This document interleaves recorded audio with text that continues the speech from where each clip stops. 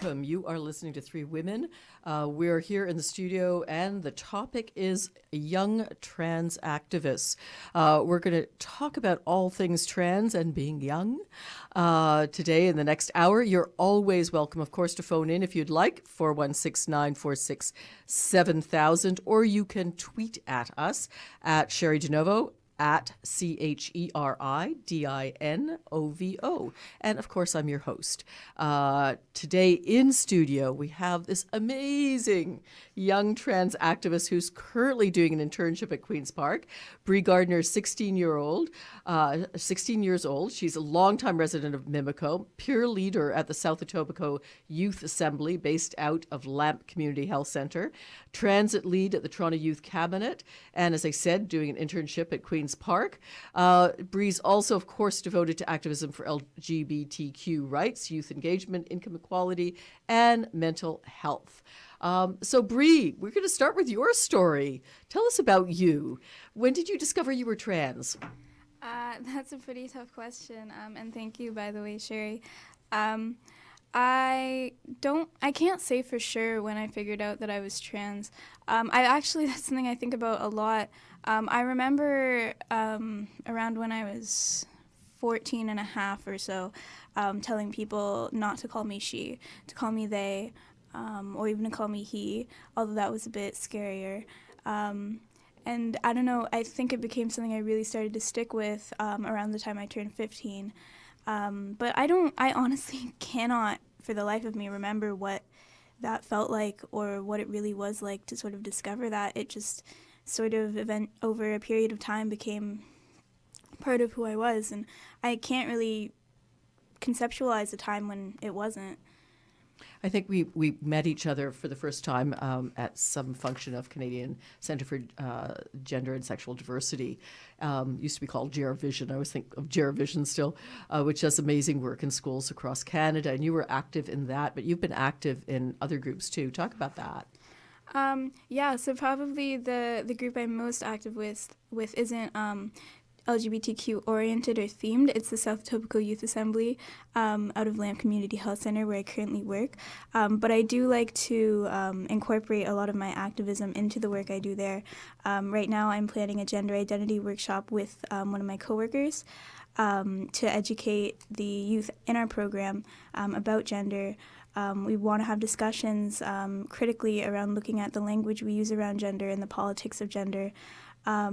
As well, I'm active in my school's Gender and Sexuality Alliance. It's called Students Against Stereotyping Sexuality, or SAS, run out of Ursula Franklin Academy. I'm one of the student leaders of that. I've been active in the Toronto Youth Cabinet and in the City Youth Council of Toronto. And I really try to incorporate my activism and my identity into everything I do, because really it's impossible to be trans and not to be an activist right now. The two go hand in hand.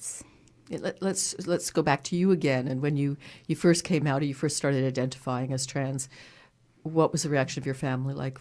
I'm actually not out to my family, so I don't know.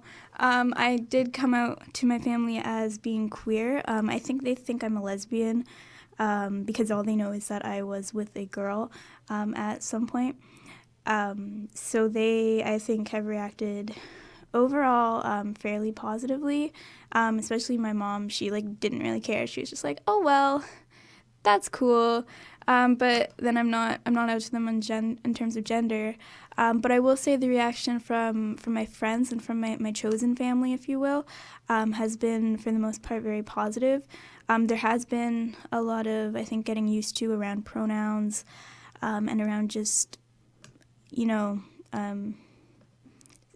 just not saying, oh, yeah, that's a girl, when, I'm not, especially for the people that have known me for a longer period of time. But I think everyone's sort of getting there, and if they aren't, then I'm not really keeping them in my life, but that's their loss. Mm-hmm. You said that you can't be trans without being a trans activist. Explain that. Well, when we look around at the world we live in right now, unfortunately, trans people are in no way seen as equal to cis people by society. We're still having these dumb little debates over whether we should be allowed in washrooms or not. And you go down to the States, and the vice president is one of the most supreme anti-LGBT politicians in North America, and he wants federal money to fund conversion therapy, which we still have doctors and psychologists in Toronto even advocating for and saying it's a good use of time and money. They're illegal, so you should always report them. Since the passing of the bill that made it illegal, and as you know, it was our office at Queen's Park that spearheaded that and that got that done, which we're very proud about. So in your coming out process, because I think that's what's, that's kind of the mysterious land to most people who are straight or even lesbians and gays. And there's a lot of transphobia in the queer community as well. And I think that's something that has to be taken note of. And so, what changed then? You recognize this in yourself. What changed? So what changed when I came out, or when I started realizing? Well, when I came out, I don't know if too much changed in the way that others saw me or interacted with me. I mean, obviously, I can't really say what everyone was thinking, but I did come out at a point when I was sort of starting a lot of new things and sort of dropping a lot of old groups. But I feel like some people still don't totally understand it, and less often will they ever say something to me, but more often they'll just, not do anything, which is can be frustrating, but at least, I'm not actively being antagonized. I actually found more of a backlash in the school system and from a systemic point. A lot of teachers and administration are, not totally willing to accommodate when you say, okay, this isn't working, I need an accommodation. So I found a lot more backlash in that respect, but then there are ways to deal with that. Thankfully, there are policies against a lot of discrimination in schools, which I was able to access and... And it should be noted that your school is one of the more progressive ones, at least statedly so, right? Yeah. It's always statedly so. Yeah. Did you have support while doing this? Did you search out support? Did you find support? I found I had more support in the months after I initially came out than while I was coming out. I do remember when I was in grade 9, I thought it was a terrifying prospect for me to, start asking people to call me a different name or to use different pronouns, because I felt like I didn't really have a right to, almost. Like, I felt like, someone was just going to jump out and be like, that's not true, you're not trans. And I think in the past year or so, I've been connected with a lot more activists around the country through the forums that I've been to with the CCGSD, through just meeting new people in my area, outside of my area. And I think I've really been reinforced that, gender is something that no one can decide, but it's how you feel. And because I realized that, I feel a lot more confident due to those supports. But when I was initially coming out, I was so terrified, and I didn't have too many. Mm-hmm. There's a sort of a clinical, path that has been followed by clinicians. When somebody comes and identifies as trans, it's obviously in process of being looked at and worked with. But there are some good places to go. I think of the Joey Bonifacio, like at Sick Kids, but that's more for little children. Now, when you have you thought, or is it part of your scenario to think about surgery, for example, or hormone blockers or anything like that? So for the time being, I have decided not to pursue surgery or hormones, but that might be something that will change. But just as it is right now, I think I'm comfortable enough with who I am that I don't totally feel the need to alter my body. I feel I'm actually pretty comfortable with See, the reason that trans people are sort of told and pressured to get surgery or to get hormones is because we associate vagina and breasts with female, and we associate testicles and penis with male. And that's not accurate whatsoever. It's not as binary as that. Intersex people do exist, and even, like, there's no reason that we should, associate certain bodies with certain psychological aspects of people's identities. So I think realizing that has helped me, come to terms with my body a bit more, and realizing that there's nothing about me that makes me female, even though, yes, I do have, like, a vagina, and, like, I do have a body that would typically be considered feminine.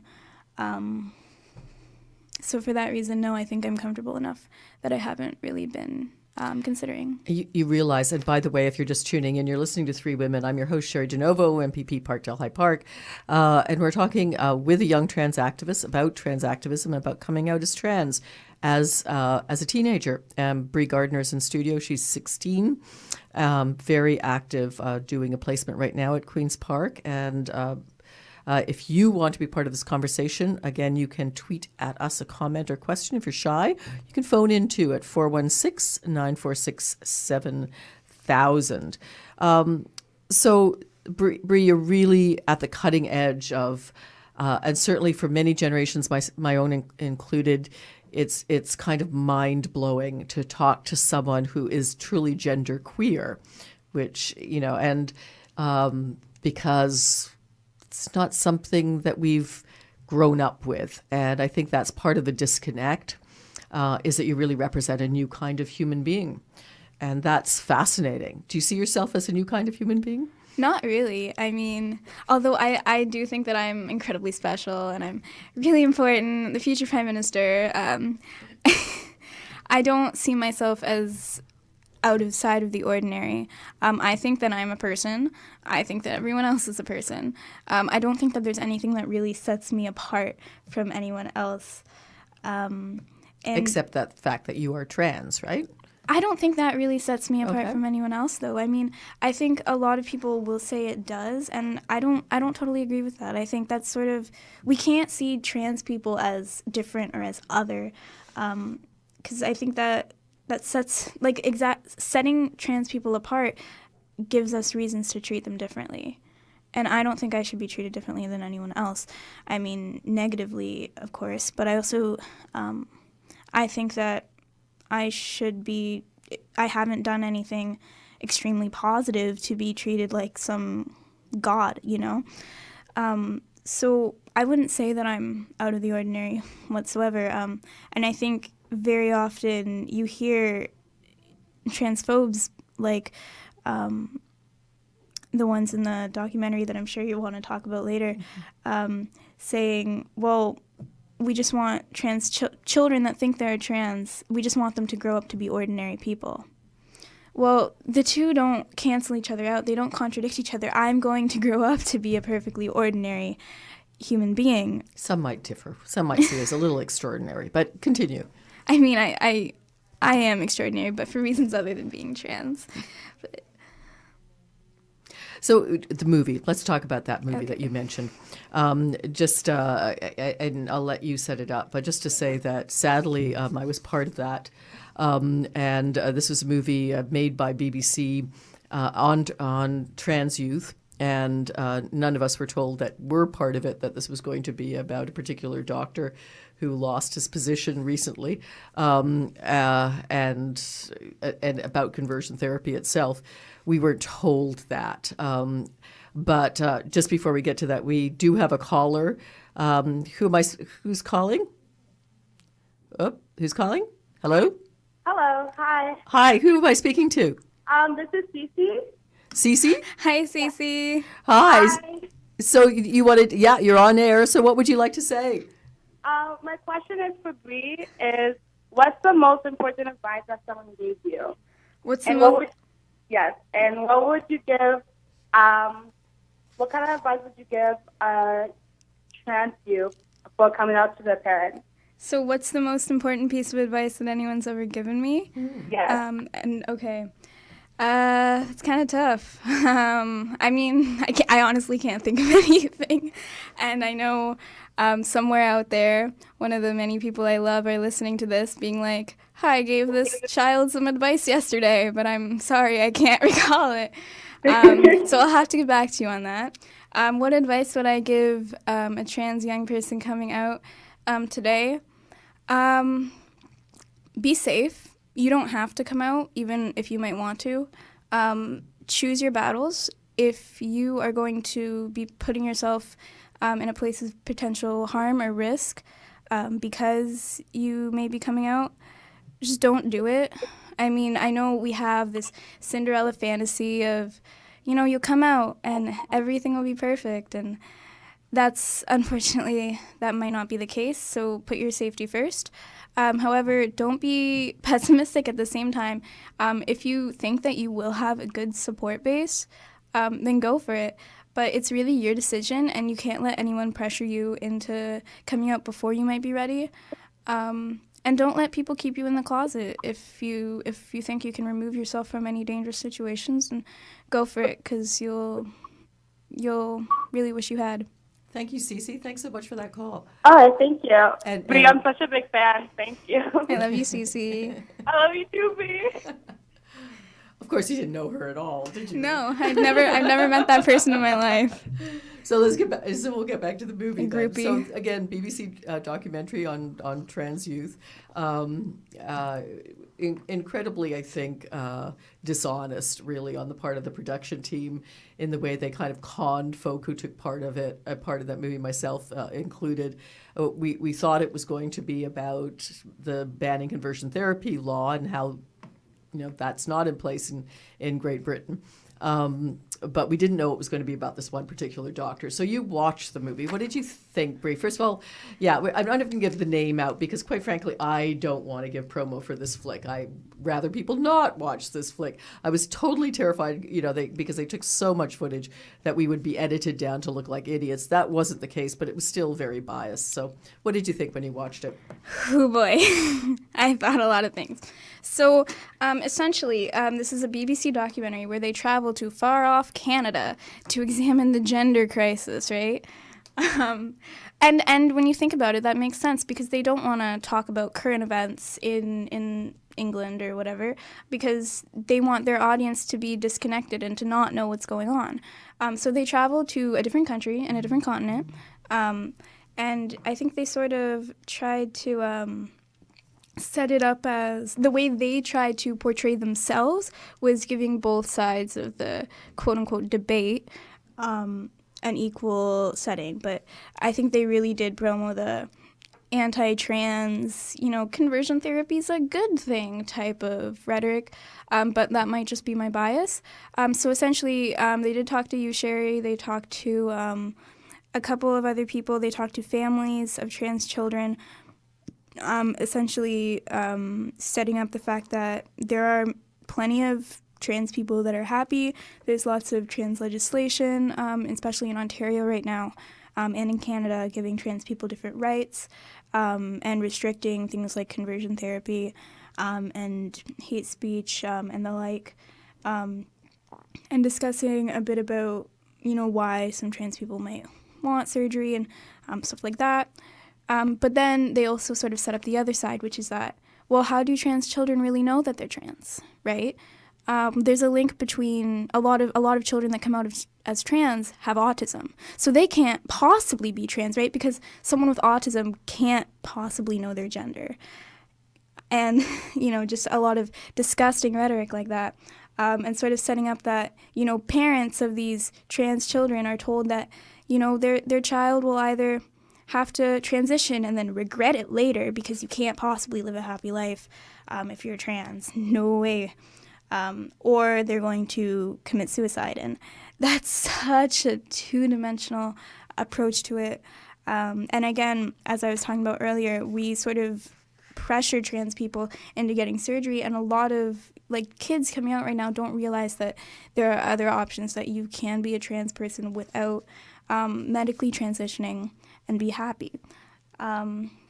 But then again... But for some, medically transitioning is what's the best path for them. And that's entirely valid, but nobody enters into that lightly. I mean, that's what, when you see sort of films about this, it's always like, just willy-nilly, medical practitioners are going to perform, quite invasive surgery on children because all of a sudden one day the child wakes up and says that they're a different gender. That is such a ridiculous line, and it really is a bit of what was going on there, I think.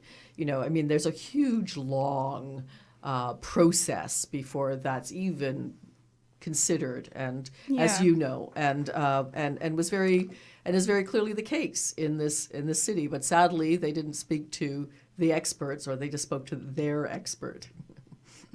Yeah.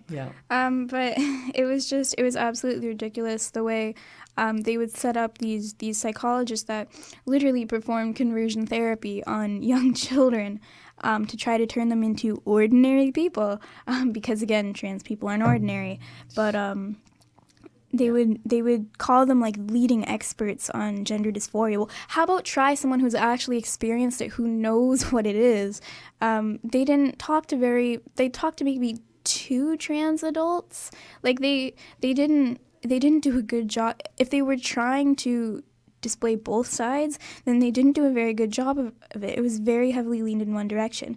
And even then, this might be bordering on what some people might call censorship, but I think that there's a difference between free speech and hate speech, and putting out the idea that autistic people can't be trans because they can't possibly know it, or saying that trans people aren't ordinary, or that like trans kids like are abnormal somehow. Like, I don't think that's not responsible whatsoever for a major corporation like the BBC to be putting out. Mm-hmm. So I don't know. Yeah, it's sad and bad, and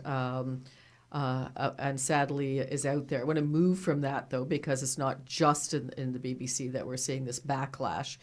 We're certainly seeing it on this side of the ocean as well. And we're going to talk about that. Again, if you've just tuned in, we're talking a young trans activist with activism with a young trans activist, Bri Gardner, who's in studio right now.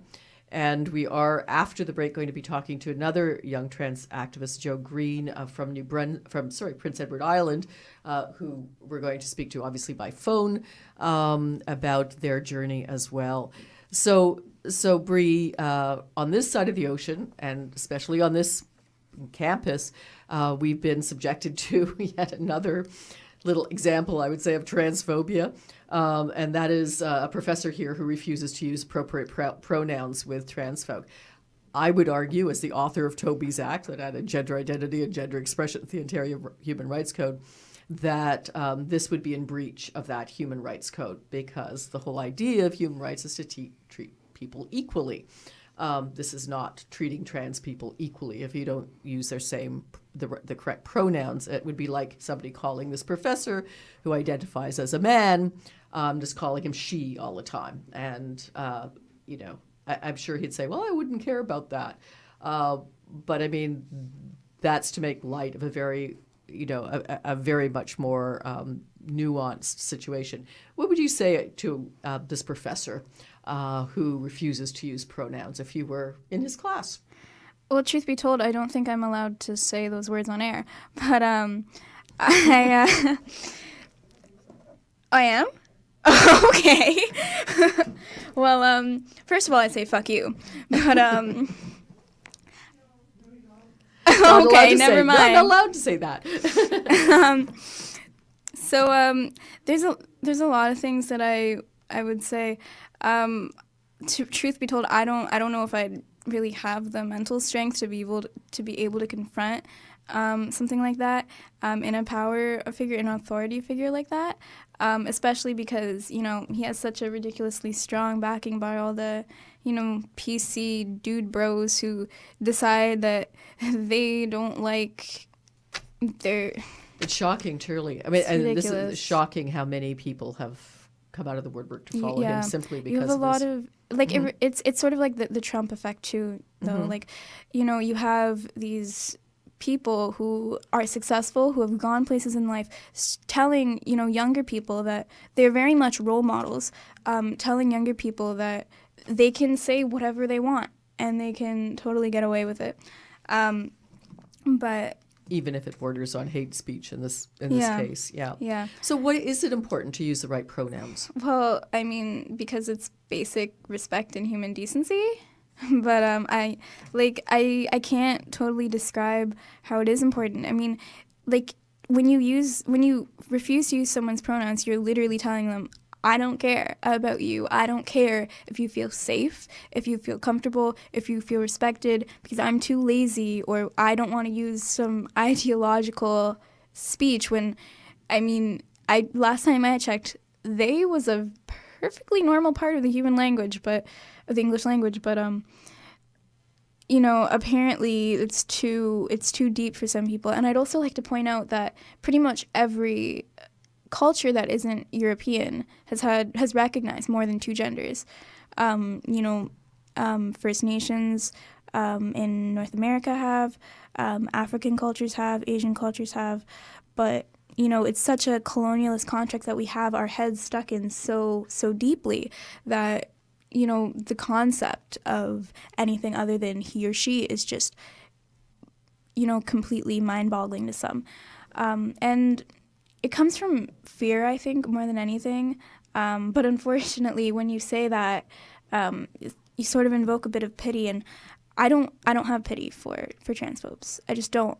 I mean, it is fear, but it's fear manifesting itself in a very violent and dangerous way. And hateful way. And dangerous way, quite frankly, because it inspires acts of violence against trans folk, and those acts of violence against trans folk are pretty common. And multiple acts of violence have happened, even at the protests being held around the Peterson debate at this campus. And I would also like to put out there for the record that I am not considering U of T as a university option whatsoever. And I know several of my friends are thinking the same way because of this instance and because of the university's handling of it. But very, very difficult. And again, just like Trump continues to get way more airtime than he deserves. Quickly before our break, I want to talk about the situation in the States, of course, as well, with the number of bathroom, quotes unquote, bathroom bills that have come out. Perhaps you can talk about, from your point of view, about that whole bathroom bill concept. Okay, so to anyone listening, just answer this question. Do you want to go to the bathroom? Do you think you should be allowed to go to the bathroom? Do you think you should get to say that other people aren't allowed to use the bathroom? If you answered yes to the last question, what? Yeah. It's really simple. I mean, I don't see why it's such a big deal. Like, we have this sort of phobia of, like, the trans boogeyman about to, like, assault people in Washington. That's absolutely ridiculous. And it's an urban legend that has never been documented. Yeah, and it's never been documented, but it's reported by the press as if it has been, and it has happened somewhere. It's actually caught hold. Our columnists in our dailies here have reported it as if it actually happened when it hasn't. So. And it's quite ironic considering that trans people, trans women, and non-binary people especially have been proven to be more likely to be victims of sexual assault and that kind of violence.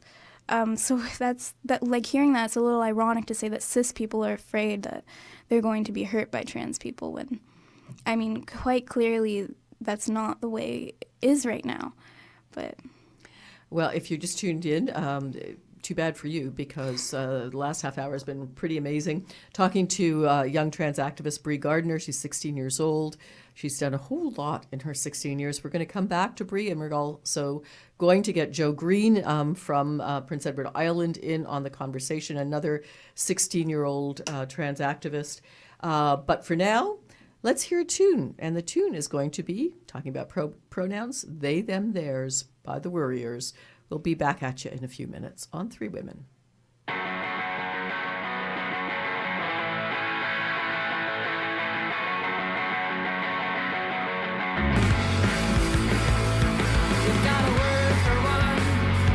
So there's a word for all.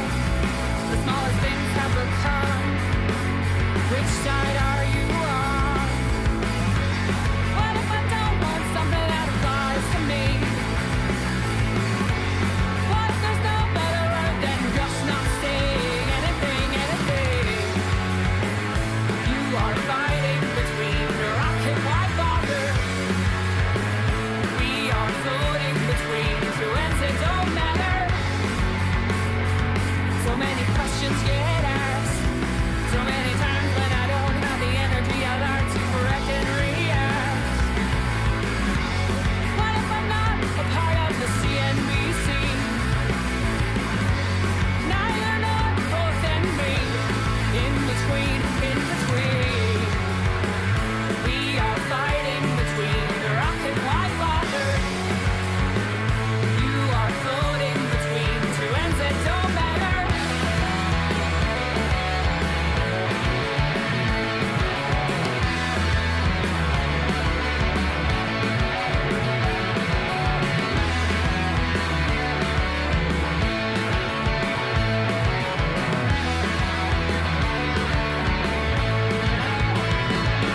What if I don't want something that applies to me?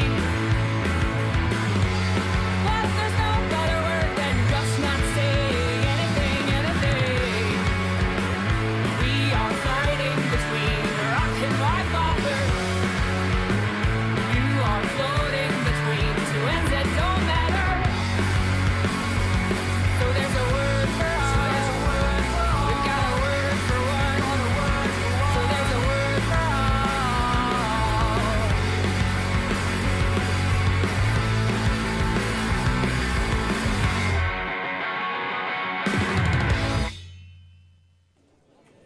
Right here, right now, every day. CIUT 89.5, Toronto.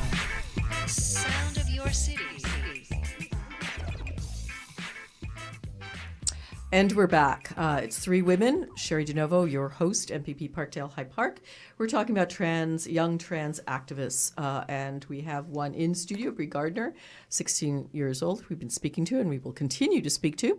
And we're joined now by Joe Green from Prince Edward Island, again, 16 years old. Welcome, Joe. Hi, thank you for having me. It's a pleasure. So we started off talking to Bri about really Bri's story, and I'm going to ask you about yours. When did you know you were trans? Talk about that. Oh goodness. I grew up I'm growing up in a small town with not a lot of global influence. So I took to the internet and I met a lot of really different people, and it brought not only a bunch of questions about myself, but really the concept of gender identity and stuff like that. And through self-discovery and a lot of talks with professionals and my therapist, I realized a lot of the feelings I had and a lot of my mental issues came from the fact that part of me or all of me didn't identify with who I was born as. And it's still a long road to self-discovery, and I'm really lucky that I have a great support network. So, yeah. And so, Joe, how did you find that support network? Did that come through your parents? Were your parents part of it, or how did that process work? I'm going to start off by saying my parents don't fully support it and they don't fully understand. In fact, I actually spent time in foster care when I was outed by an organization that was holding an event that I was going to be attended to. So that didn't go too well. I found a lot of my major support through some really close friends, for example, Bri, and some other people who have been a huge part of my life, especially as I've been moving through my journey of self-discovery and identification. And did you get sort of quotes unquote professional assistance as well, professional help from someone somewhere? Yes, I'm really lucky. I have a really great therapist. Which is so critical, wouldn't you say? Like, that's so helpful when you're young. So what's it been like since? I mean, what are some of the hurdles and what are some of the joys? A lot of the joys come from the fact that I've been able to find so many people like myself who are able to understand and resonate with my experiences. Some of the biggest hurdles have probably been a lot of people trying to understand where I'm coming from and who I am as a person. And then I find at school a lot, I'm open to classmates, but I find that there is a lot of discrimination in a sense, because there are people who don't get it and don't understand and don't believe a lot of these things, or are very timid around me, or because they've known me for so long, they don't think it matters if they use a certain name or the pronouns. They think I won't necessarily care, and it does impact me when they think what they're saying is okay, even if I've gone over it with them. Another big issue is the teachers. Very few of them really understand, and I do have a couple really good ones, but there are some who don't understand, and that's understandable, but it's not a world where I want to continue, or a society that I'd want to see that continues on for many more generations. I'd love to see a shift in society, and especially towards attitudes towards gender and the recognition of gender. Now, you're a young trans person, and there's still, a lot of life left for you to live. Are you? I talked to Bri about this earlier. Are you planning on sort of hormone surgery, anything like that, in the future? I've been definitely thinking about it. There are some definitely hormones, and there definitely are some surgeries. But that, again, I'm young. I can always change my mind. There's still a lot of self-discovery left. So I don't want to say that I'm definitely going to do something for sure, but I'm pretty sure I will. Yeah. And obviously you're a couple of years away from university. Have you thought about where that's going to take you? Is it going to take you away from Prince Edward Island? Do you feel constrained by where you are, or is it possible to be fully you where you are? For anyone who's ever been to Prince Edward Island, it's a very small province, and I'm definitely planning on actually going to Ontario for university. I find Prince Edward Island, it's really small, both in actual size and minds. There's a lot of progressive work here, but it's only just recently that the government started providing trans healthcare services. For the longest time, a lot of trans people have had to go off islands and cover all of the expenses on their own, and it's definitely a place where even mental health resources are really low. There's no certain specialists in Prince Edward Island, really, or that are accessible to a lot of trans individuals, especially youth. And so I definitely see myself moving away from the island and continuing on with my life. Is there a support network there for you of other trans youth? Are there others you can connect with? I do have. I'm really lucky. I go to a school where it's a really small school, but I've been able to make friends who question their own identity. But other than that, I really don't know of any other trans individuals outside of my school, and it is a really small network of people. Yeah. I should know this, but I don't. Province by province, after we were the first in Ontario to province of this size anyway, to add in gender identity and gender expression to our Human Rights Code. Is there a movement underway to do that, or has that been done in Prince Edward Island? I'm not sure if it's been done. There's definitely not a movement. In fact, we've only just gotten abortion in this past month. So there's definitely, we're lagging behind other provinces when it comes to laws regarding LGBT individuals, especially the trans youth. I suspect you haven't, but we can check into that. So, Joe, there was the question from a caller. to Bri, and so I'm going to give you the same question in terms of advice. What would your advice be for someone like yourself coming out at a younger age? What would you say to them, and especially in the context of a smaller community and not a big city?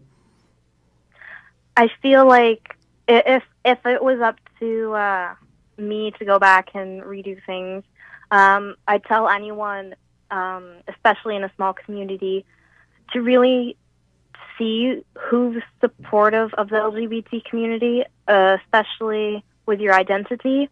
Find out who your allies are, and don't come out if you feel like it's not safe. And try and find as many resources as possible. If your community has an LGBT youth group or a pride organization, definitely reach out to them and see what your options are. And that's so important, the safety aspect, because sadly it's still the case that trans folk, particularly trans youth, are very vulnerable for bullying and for violence. This is a reality in our world. So wise advice. I was speaking to Bri also, of course, about the case here at University of Toronto. It was a professor who's refused to use appropriate pronouns for trans folk. What do you think that's about? How important is it that appropriate pronouns be used with you? You hinted at that a little earlier.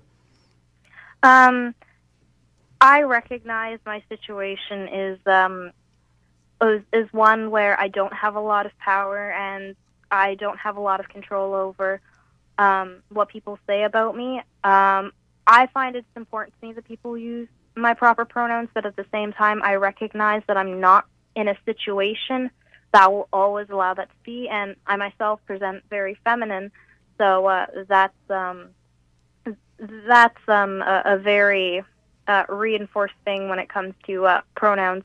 So while it is important to me, especially in LGBT plus places, I recognize that in public situations that a lot of people aren't exposed to the whole idea of different gender identities and stuff like that. So it's important to me, but at the same time, I recognize that it's not always possible.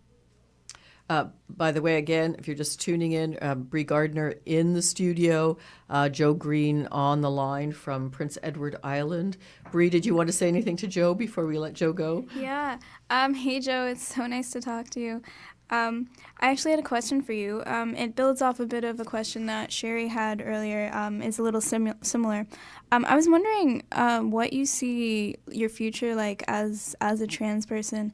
I know personally, I think that I will always be out. I think that I'm privileged enough that I will always have that. But I do know a lot of people, have graduated high school or have moved on into work and have realized that they need to be pushed back into the closet. And I know stuff like that is often impossible to predict. But I was just wondering, what you see future prospects around that, being for you. Do you think that you're going to come to a point where you'll be able to be out and proud always, or? I'm definitely hoping there is a point where I can be totally out and proud. But I do plan to work. I have hopes of working as a humanitarian overseas. So I recognize my career choice isn't the most friendliest for my identity, and I do hope I can come to that point. But at the same time, I recognize that my future may not fully allow that. Yeah. Well, Joe, was there ever a time that you were, wished you weren't trans, if I could put it that way? I mean, we fought a very hard battle here to ban conversion therapy. Particularly, we had in mind trans youth like yourselves when we did that here in Ontario. And but I mean, for earlier generations, particularly when there was lots of transphobia, there still is, of course. And even for gays and lesbians and bisexuals, there was this desire to be quotes unquote normal. Did you ever feel that in yourself? I'll be totally honest. I have, especially when I was mentioning earlier when I first went into foster care, there was a lot of fear and anxieties revolving around that, and the social services on Prince Edward Island doesn't have a lot of training with dealing with LGBT plus youth, so there was a lot of questions and misunderstandings that happened at the end. At that time, I wish the entire situation hadn't happened, and that that I was cisgender and stuff like that, and that I wished at that point that that things were different and that I wasn't necessarily who I am. Now, are you still in foster care? Have you moved back with your family? I have been moved back with my family. I am happy to say that. Things have been going much better, but again, my parents, I don't think will ever fully understand, but I know they're learning and I know they're trying. And that's progress. Bri, any last words for Jo before we let her go? I love you so much. We need to talk soon. Yeah, okay. We can Skype. Take care, Jo. Thanks so much. All right, thank you so much. Bye-bye. Bye. So, Bri, back to you. You know, you grew up in a big city with some resources around.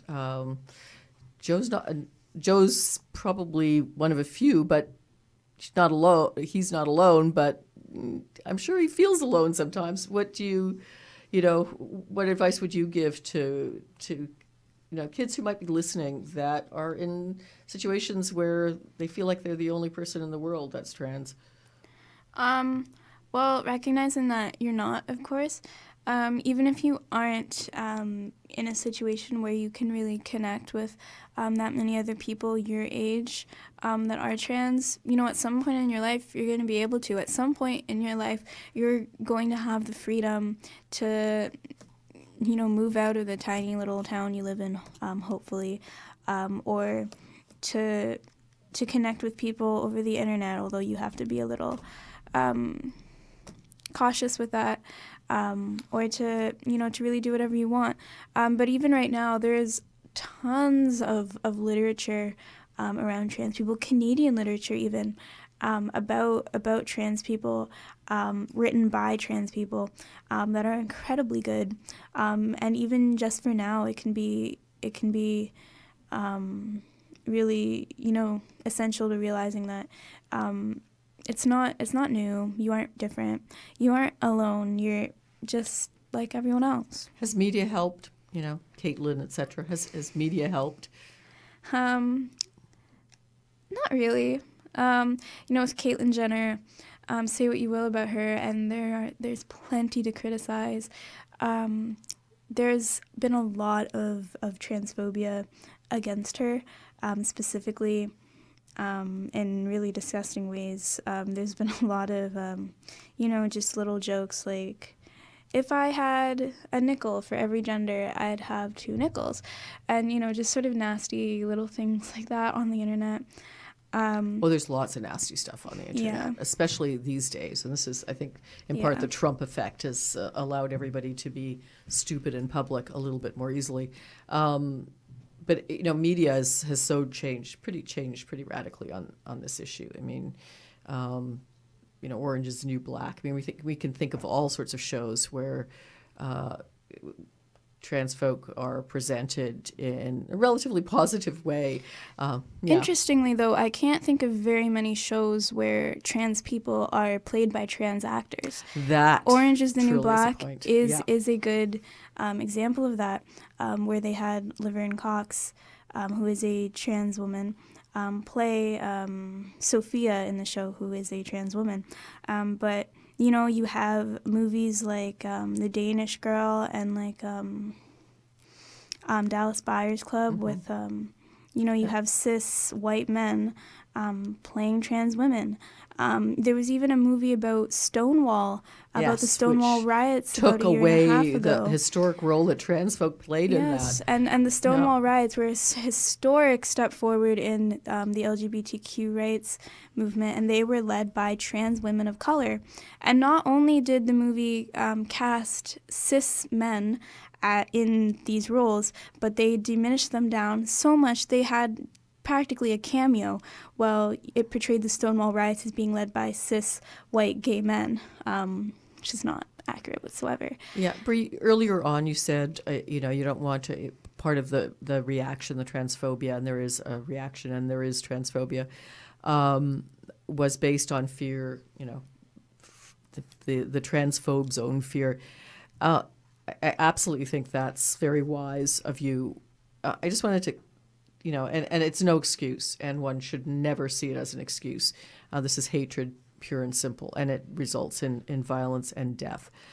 But in terms of how we're going to, in an educational sense or some other sense, how do we get at that fear that people have and try to change that so that another generation don't grow up with those same hatreds? Well, it's definitely starting with the younger generation. So just, reinforcing to young kids that, it's not just he and she. There are other genders. And, trans people are a thing. It's not weird. It's not different. It's not other. It's not out of the ordinary. It's just as plain and simple as everyone else. And then that goes all hand in hand with representation. So having, movies and TV shows that portray trans characters played by trans actors and preferably written by trans writers so that they can truly, a cis person can never understand what being trans is like through anything more than just an allyship perspective. Like, they'll never have that lived experience and be able to write about it in that way. And then not just limiting it to more adult shows like Orange is the New Black, which is very sexual, very violent, isn't, the kind of thing that you'd put on for your typical kindergartner. So having, these characters in shows like The Wiggles or like Sesame Street. Sesame Street actually recently had a very good segment about breaking down gender roles and playing dress up. So having more shows following that sort of lead. And people are laughing right now, but I love Sesame Street so much. What about our own sex ed? I mean, there was a lot of huge demonstrations on the front lawn of Queen's Park about the new sex ed curriculum, which, quite frankly, and I'm sure I'll get all the trolls on this one, but 90% of it was homophobic and transphobic. There was no question about that, and rooted in fundamentalist, faiths of various sorts. Sex ed. When you had sex ed in school, did it talk well about trans issues? No. I don't remember trans people being mentioned at all in my sex ed classes. It was mostly like, here's how to not get pregnant. And then it talked a little bit about STIs, but it was mostly just like, showing you pictures and being like, just basically don't have sex. But I was actually It hasn't changed that much. Yeah, and that was just a couple years ago. But I think most people have probably seen the movie Mean Girls, where there's a scene where they have sex ed and the gym teacher just says, don't have sex or you'll get pregnant and die, and hands out some condoms. And that's not an exaggeration whatsoever. I was actually talking about this I was talking about this with a friend earlier. We focus so much on contraception, and we don't put focus on queer sex ed and on teaching young queer students how to be safe while they are having sex. And that's ridiculous. That, there's no way to tell me that it's not homophobic or transphobic whatsoever, when, there are literally different levels of education we're getting, and I'm not learning how to be safe and how to protect myself the same way that my hetero classmate might be. So, have you seen the new sex ed? Have you had a look at it? I had a look at it 2 years ago when it first came out, so I can't really speak on it with all the details fresh in my mind. But is it better? But I mean, you could hold up a rock and it would be better. So that's not saying much. Yeah. But and again, your point about trans folks should be involved in the writing of core curriculum like that. Definitely. is so important. Has like we fought long and hard, to get GSAs, gay straight alliances in the schools. Are they making a difference? I'm not sure. I know my school, I mean, there isn't too much homophobia and transphobia going on in my school that I've been like a victim to. Like, I know definitely things are being said, but it's not to the point, some of the horror stories that I hear. I think that, I mean, obviously some other schools are different. A lot of other schools are different, especially in different cities, different provinces. But where I am right now at a quote-unquote social justice themed high school in Toronto, I think I'm pretty good. But I do think that we need to focus more on teachers right now, because I have experienced more transphobia from teachers and admin than I have from other students. And the type of transphobia that you'll experience from someone in a position of power is much, much different, because, some other kid calling you a slur, that's bad. But, someone telling you, no, I'm not going to put your proper name in the yearbook, that has lasting effects that everyone sees. That's humiliating. Being forced to wear a certain dress code, or like these are more systemic things that have lasting effects on you. And are in contravention of the Ontario Human Rights Code. But then what kids, should be expected to stand up, launch appeals. Yeah, in well, schools. I had to actually file a complaint with the equity department of the TDSB against my school, because they were not accommodating me whatsoever, and if I didn't know specifically who to contact and how to deal with that, and that it was even against the rules to begin with, then they would have just gotten away with it. So what's to say? Were you successful? Yes, I was. Good. But that's because I find the TDSB, if they're doing anything right, they have very good policies around gender. But if what's to say that that's not happening in other schools and kids just don't know that they have a right? I'm certain it is. It's just not being reported on. But I'm certain that it's happening, and these kids are just falling through the cracks. Mm-hmm. So going forward, how are we going to change this world so that phenomenal young people like Bri Gardner will grow up without having to file equity complaints at the school board? Well, first step would be to elect me as Prime Minister. People I'm are all laughing, but I'm not all joking. Hey, we just elected a 19-year-old homeschooled conservative. We can elect you. Yes. But I think giving trans people more of a stand, not talking over them, giving them their own spaces, listening to what they have to say, not giving them, 10 minutes to go over everything they could think of about allyship off the top of their head, giving them more opportunities like this, like an hour-long, radio segment to talk about it, giving them more spaces in social services and community organizations, giving them more spaces in classrooms, consulting students, from a school board's or education ministry standpoint, consulting students and, talking with them about what they want to see rather than, and really just listening to trans people more than anything else. Well, certainly we've been attempting to do this, exactly that, this last hour on Three Women. Your host here, Sherry DeNovo, and of course this will be a podcast as well, and you can hear it online. So do tune in if you missed some of it, because you don't want to miss Joe Green or Bri Gardner ever. Bri, last words. What do you look forward to in your life? And I know you want to be Prime Minister. Between now and then, which may not be that long, you never know. Between now and then, what's ahead for Bri?